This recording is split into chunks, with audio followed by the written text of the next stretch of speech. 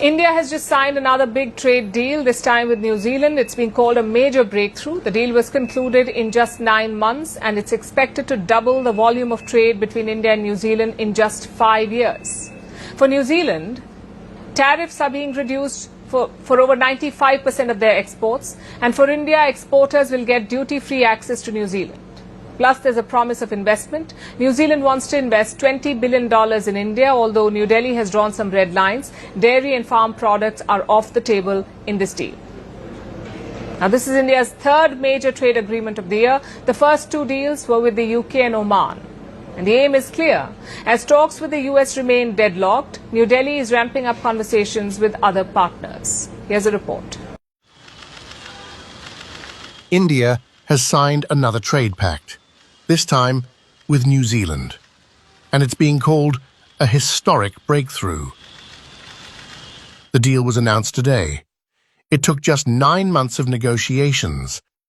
The goal is to double trade between the two nations in 5 years.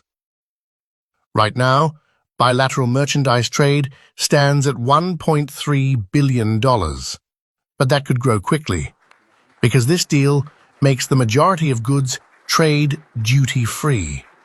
Let's break down the numbers.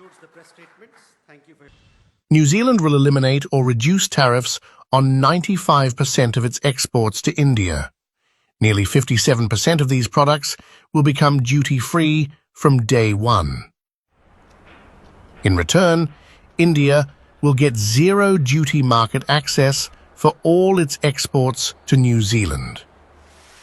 That includes textiles, gems and jewelry, handicrafts, engineering goods, leather, footwear, and even cars. When New Zealand businesses can sell more, they grow, and when they grow, they hire more people, and that creates opportunities right across the country. More jobs and higher wages for Kiwis. Trade already supports 1 in 4 New Zealand jobs, and this deal strengthens that even further, because it backs our farmers, our growers, our manufacturers, and our exporters to compete and win on the world stage. There's more. New Zealand has promised to invest $20 billion in India. This will happen over the next 15 years.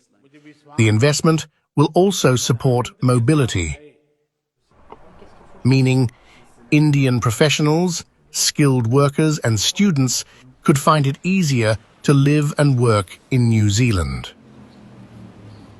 India's Commerce Minister called this a trade deal built around people. A chance for Indian youth and businesses to learn, work and grow on the global stage.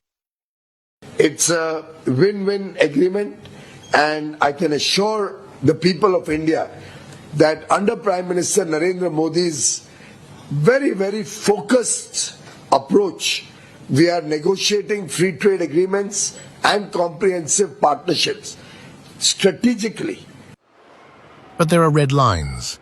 India has refused to give market access to some key items.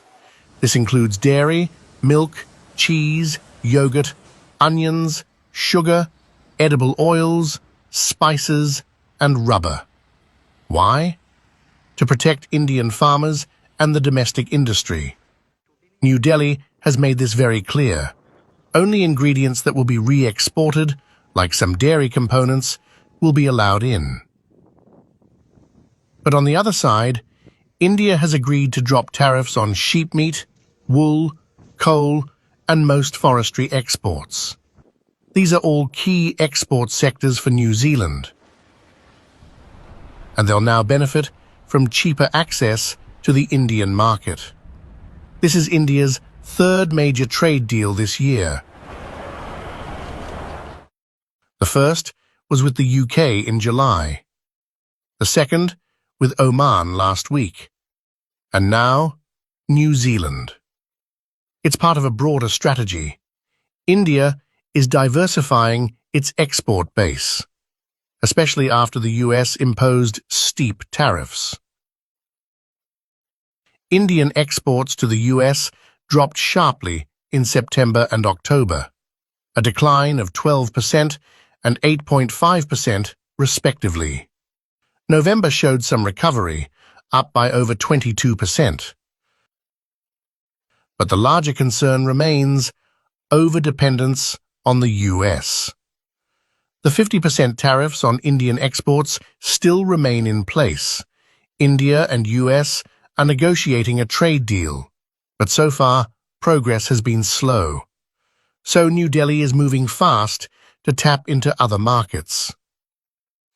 This deal also brings long-term benefits. It creates a stable trade framework. It reduces input costs for manufacturers. It offers policy certainty. And most importantly, it builds long-term economic resilience. India is making a clear shift from short-term transactional partnerships to long-term strategic trade alliances. And this agreement with New Zealand is the latest proof of that vision.